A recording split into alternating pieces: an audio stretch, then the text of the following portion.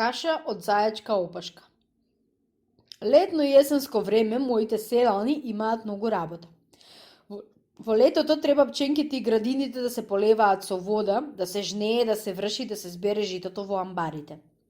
А пак есенското време треба пченките да се искршат, лозјата да се оберат, јаболките и сливите да се зберат, нешто есенски да се поора. Таква е селската работа. Кога ќе дојде есента, амбарите на моите селани крцкаат од пченица белица, во каците има сирење, масти и урда. На бочвите им пукаат обрачите од вино и ракија. Пак кога ќе дојде зимата и ќе падне снег, тогаш тие немаат толку работа. Тогаш што прават? Вечерно време се збираат по куќите, пијат винци и ракија и си прикажуваат разни прикази, весели случки и ловечки преживелици. Но најмногу се збираат кај ловецот Стрикомито Врба. Стрикомито Врба не само што е ловец, тука е најдобар раскажуваш на ловечки шеги и приказни. За Стрикомито многу се раскажува. Околу неговото име се плетат дури и ловечки легенди. Па затоа не е чудо што моите селани вечерно време во долгите зимски ноќи се збираат во неговата куќа да чујат нешто интересно, весело и да се насмеат. Жена му, Стрина Митовица, е дебеличка, но простичка женичка. А пак зошто да не е? Се што јаде на снага ќе кладе. Една зимска вечер се бевме собрале кај него да чуеме нешто и да се насмееме. Додека печката гореше и не топлеше, при простиот мој соселонец Панде го замоли. Ајде, Стрикомито, раскажи ни нешто од твојот ловечки живот. Да ви раскажам, бре, Панде, само треба добро да слушате. Ке слушаме, одговори Панде. Таа ноќ, почна да раскажува Стрикомито, беше паднал снег. Мало тазе снеже како беџе.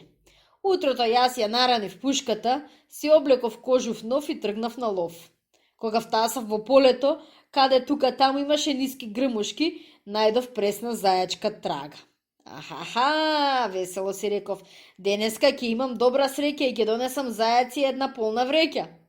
Потоа, го прашавме ние, потоа покрај се одам по зајачката трага и гледам кога зајакот ќе скокне, да му ја свртам пушката, да го соберам како зрела круша и да нахранам душа. Не поодев долго кога од еден црн трн скокна едно зајачиште, големо колку едно селско магариште. Брзо го зедов на нишан и бум, пушката пукна и зајакот се преврте. Тука Мито замолчи. И ти го зеде ли? Праша Панде. Чекај, бре, Панде, не прикинувај ме, рече Стрикомито и продолжи. Токму кога мислев дека е готов, за големо чудо итрецот стана и ја смагли низ полето. Море ке те најдам, синко мајчин, викнав. Ти си ранет, нема да издржиш. В земја да се скриеш, ке те најдам. Што направи? Прашав јас. Што направив? Проложи Мито. Почнав да ја следам трагата од зајакот, ама тој итрец скокни таму, рипни ваму, ги исплекал трагите, па ајде сега ти да го најдеш. А пак јас одам, го барам и се потам. Понатака? Праша Панде. Понатака поминав покрај еден овчар и го прашав. А бре, овчаро, не види ли тука да помине еден ранет зајак? Видов, Стрико, видов, како да не видов, одговори овчарот и се поднасмеа. Каде замина? Го прашав. Замина за оној рит, одговори овчарот и покажа со раката. Баш пред малку замина. Тука овчарот замолча и јас пак го прашав. А течеше ли од него крв? Од зајакот крв течеше и тој одвај се влечеше, ми одговори овчарот и пак замолчи. И овчаре? И зајакот порача, рече овчарот. Тука Стрикомито застана, замолчавме и ние и чекавме што ќе рече, но Панде не истрана и праша. Зајакот што порача? Зајакот порача ловецот Стрикомито што пукаше на мене да дојде за дридот, да ме земи и да ме однесе кај Пандета.